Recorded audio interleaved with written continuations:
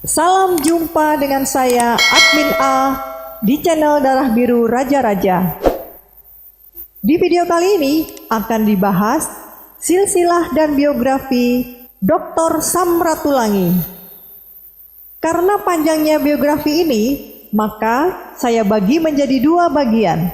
Di bagian pertama ini akan menceritakan Dr. Sam Ratulangi sejak lahir hingga pulang ke Indonesia dan mendirikan perusahaan asuransi yang mempertemukannya dengan Soekarno atau Bung Karno. Dr. Gerungan Saul Samuel Yakob Ratulangi atau Dr. GSSJ Ratulangi atau lebih dikenal dengan nama Sam Ratulangi adalah pahlawan nasional asal Sulawesi Utara. Selain itu, ia juga seorang guru, politikus, jurnalis, dan gubernur Sulawesi yang pertama, sehingga ia sering disebut dengan tokoh multidimensional. Beliau berjasa dalam pergerakan kemerdekaan bangsa Indonesia. Sam Ratulangi merupakan sosok intelektual yang terkenal dengan filsafat Sitou Timou Tumou Tou, yang berarti manusia baru dapat disebut sebagai manusia jika sudah dapat memanusiakan manusia. Sam Ratulangi lahir pada tanggal 5 November 1890 di Tondano, Minahasa, yang pada saat itu merupakan bagian dari Hindia Belanda. Lebih tepatnya di desa Tungkuramber di tepi Danau Tondano, daerah Minahasa, Sulawesi Utara. Ia merupakan putra dari Josias Ratulangi dan Agustina Gerungan. Kedua-duanya adalah keturunan orang yang terpandang di daerahnya. Sam Ratulangi sendiri bukanlah anak pertama. Ia mempunyai dua kakak perempuan, yaitu yang pertama bernama Wulan Kayes Rachel Wilhelmina Maria, lahir pada tahun 1882. Ia merupakan wanita Indonesia pertama yang mendapatkan ijazah KE atau Kleinam Tenar Eksamen pada tahun 1898. Suaminya adalah AHD Supit, Hukum Besar Camat Tondano Taulian. Kini kedua-duanya sudah tiada lagi. Hanya anaknya yang sekarang masih hidup, yaitu AG Supit. AG Supitlah sekarang yang menunggui rumah pusaka peninggalan orang tua Dr. Sam Ratulangi di Tondano. Kakak perempuannya yang kedua bernama Wulan Rachel Wilhelmina Morina, yang lahir pada tahun 1885. Ia merupakan wanita Indonesia pertama yang berhasil memperoleh ijazah Hulpakte pada tahun 1912. Lama ia bekerja sebagai guru pemerintah. Pada tahun 1936, ia meninggal dunia di Jawa sebelum sempat hidup berumah tangga. Jenazahnya dimakamkan di Tondano. Sam Ratulangi juga memiliki satu orang adik laki-laki bernama Buing Saul Yakob Samuel Ratulangi atau Buing Oki Ratulangi. Namun meninggal dunia saat berusia 1,5 tahun. Silsilah dari garis ayah. Sam Ratulangi adalah putra dari Josias Ratulangi. Lahir pada tanggal 4 Juli tahun 1853 dan meninggal pada tanggal 7 April tahun 1904. Josias adalah seorang guru di Hoofden School, sekolah menengah setingkat SMP untuk anak-anak dari kepala-kepala desa di Tondano. Josias Ratulangi termasuk orang terpelajar yang memiliki pandangan jauh ke depan. Ia memiliki ijazah Rich Quick School Haarlem dari negeri Belanda pada tahun 1880. Josias Ratulangi adalah putra dari Raul Ratulangi, lahir tahun 1826, meninggal tahun 1892. Saul Ratulangi memiliki dua orang istri. Istri pertama bernama Maria Lengkong. Dari pernikahannya dengan Maria Lengkong memiliki 4 orang anak. Sedangkan istri kedua bernama Rachel Anna Wage. Dari pernikahannya dengan Rachel Anna Wage memiliki 6 orang anak. Salah satunya adalah Josia Ratulanga, ayah dari Sam Ratulangi. Saul Ratulangi adalah putra dari Paulus M. Ratulangi yang menikah dengan Agustina Rempengan. Paulus M. Ratulangi adalah putra dari Manalang Ratulangi. Silsilah dari garis ibu. Ibunya Sam Ratulangi bernama Agustina. Agustina adalah putri dari Yakob Gerungan, kepala distrik atau mayor Tondano Touliang. Yakob Gerungan adalah putra dari Estefanus Gerungan yang menikah dengan Agustina Singal.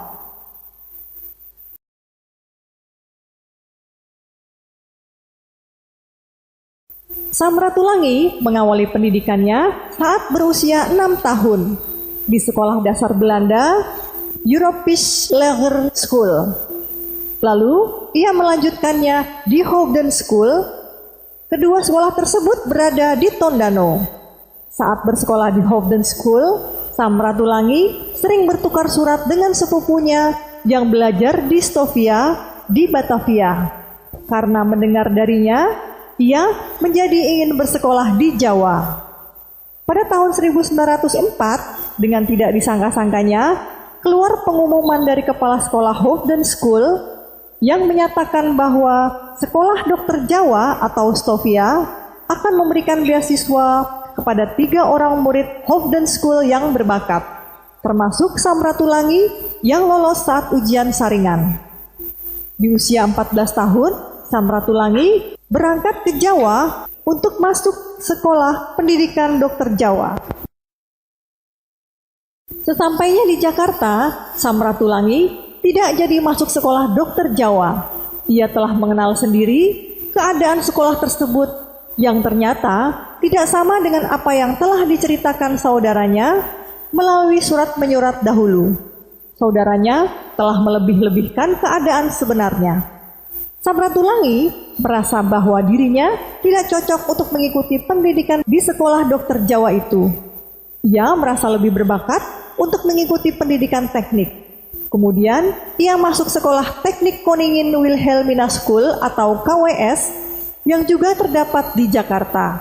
Sekarang, SMK Negeri 1 Jakarta Budi Utomo. Sam Ratulangi memilih jurusan mesin di sekolah itu.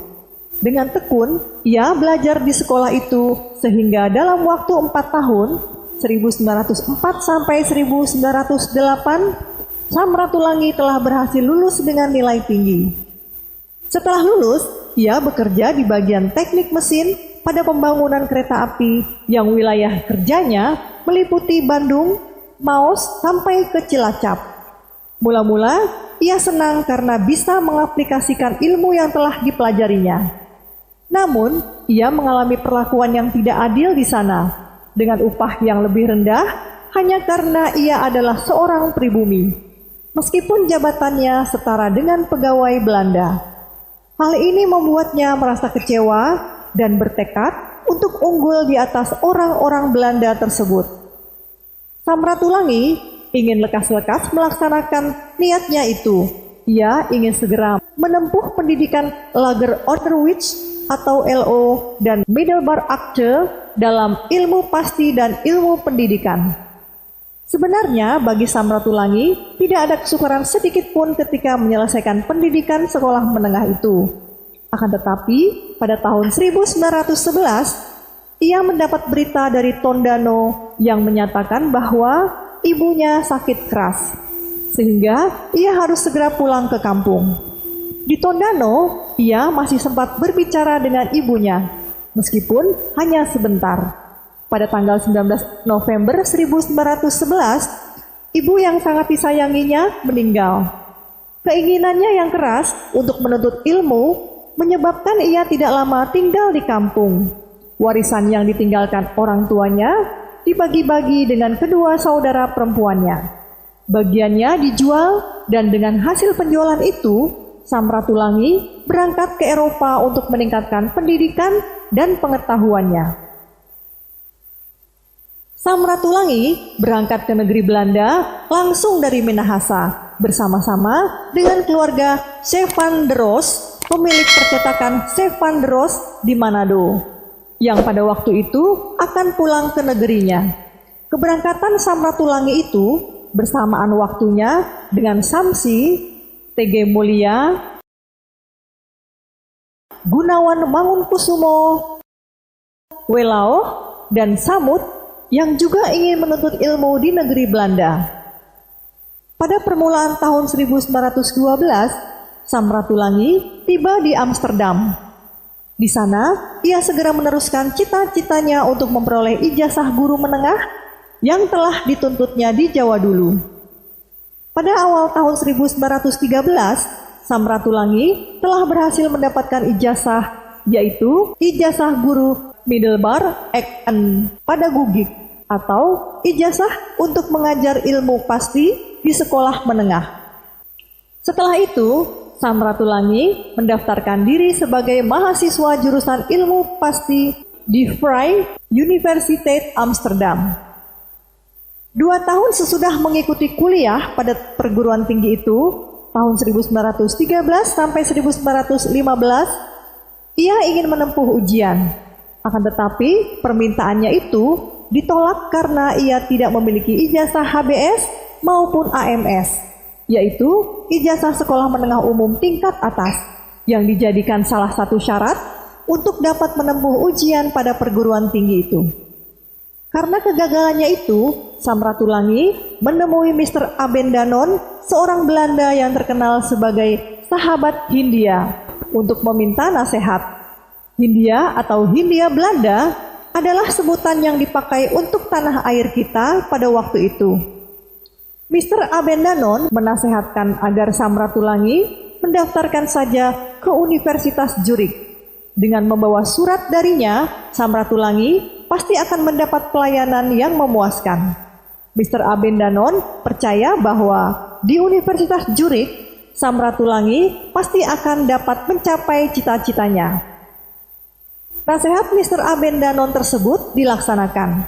Pada tahun 1915, Samratulangi diterima sebagai mahasiswa biasa di Universitas Zurich. Dalam waktu 4 tahun, pada tahun 1919, ia telah berhasil memperoleh gelar doktor dalam bidang ilmu pasti dan ilmu alam dari Universitas Zurich. Sejak itu, gelar dan nama lengkapnya menjadi Dr. Gerungan Saul Samuel Jacob Ratulangi atau Dr. GSSJ Ratulangi atau Dr. Sam Ratulangi. Ketika menjadi mahasiswa di Eropa, perhatian Sam Ratulangi tidak hanya terbatas pada pelajaran di perguruan tinggi. Ia banyak menulis artikel di surat kabar dan majalah-majalah seperti Kolonial Tijdschrift, The Stu, On the Colony, Indiscreet, dan lain-lain. Sam Ratulangi menjadi pembantu tetap Harlan Rotterdams Handelsblad, salah satu surat kabar yang berpengaruh di negeri Belanda pada waktu itu. Honorarium yang diperoleh dari karangan-karangannya dipergunakannya untuk membayar uang kuliah, membeli buku-buku, dan keperluan lainnya. Ia juga menjalin hubungan dengan tokoh-tokoh pergerakan Indonesia seperti Ki Hajar Dewantara, Cipto Mangunkusumo, dan Douwes Dekker yang merupakan awal mula bertambahnya semangat nasionalismenya. Di negeri Belanda, Sam Ratulangi aktif menjadi anggota Indische Vereniging atau Perhimpunan Hindia yang berdiri sejak tahun 1908. Sam Ratulangi pernah memimpin perkumpulan ini. Pada tahun 1914, ia dipilih sebagai ketua Indische Vereniging. Pada tahun 1915, Sam Ratulangi meletakkan jabatannya sebagai ketua Indische Vereniging karena ia akan mengikuti pendidikan ke Universitas Zurich. Di negara Swiss pun, Sam Ratulangi bergerak dalam organisasi mahasiswa. Pergaulannya yang luas dan kecakapannya berorganisasi menyebabkan ia terpilih sebagai ketua Association de Étudiants Asiatiques atau gabungan mahasiswa yang berasal dari negeri-negeri Asia.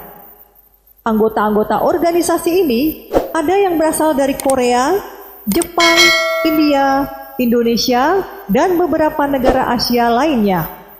Di antara mereka itu terdapat mahasiswa Jawaharlal Nehru dari India dan Tojo dari Jepang. Kedua mahasiswa itu ternyata di kemudian hari memegang peranan penting dalam percaturan politik dunia. Jawaharlal Nehru adalah Perdana Menteri Republik India yang pertama, sedangkan Tojo adalah Perdana Menteri Kerajaan Jepang pada masa Perang Dunia Kedua.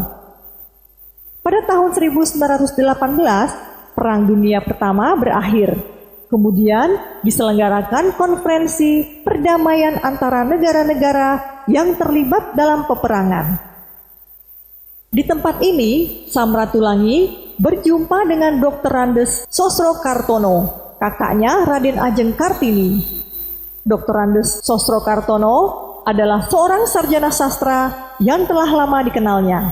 Samratulangi dan Sosrokartono hadir dalam konferensi ini sebagai wartawan yang mewakili surat kabarnya masing-masing. Dalam suatu pertemuan antara wartawan-wartawan dari berbagai negara, diadakan suatu pertaruhan. Siapa di antara mereka yang banyak menguasai bahasa Barat?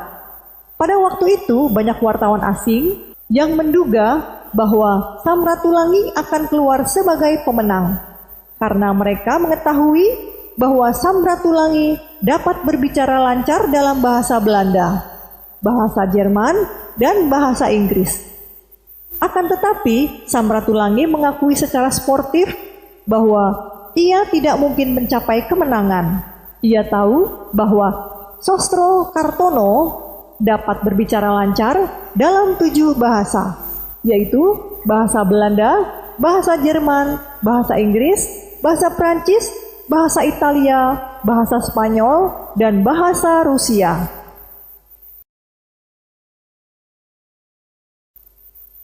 Pada tahun 1919, Samratulangi kembali ke tanah air. Ia akan mulai mempraktekkan ilmu pengetahuan yang telah diperolehnya di Eropa untuk bangsanya.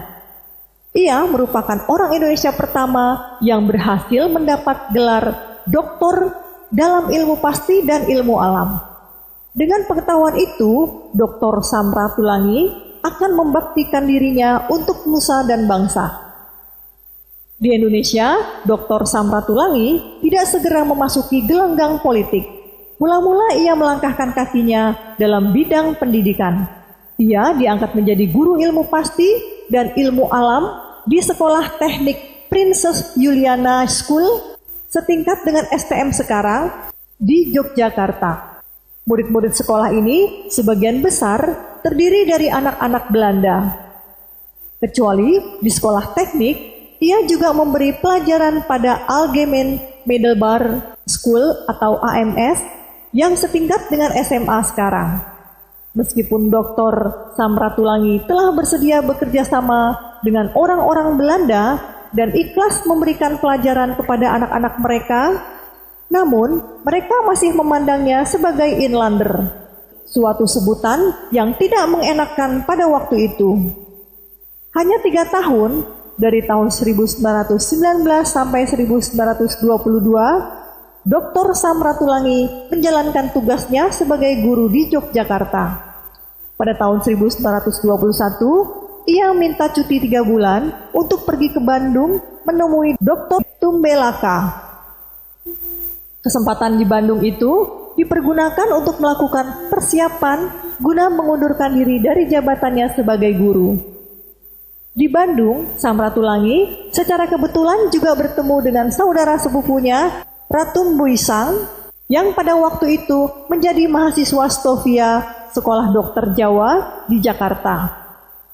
Ratum Buisang pada waktu itu sedang mengalami penderitaan batin, frustasi atau kehilangan harapan.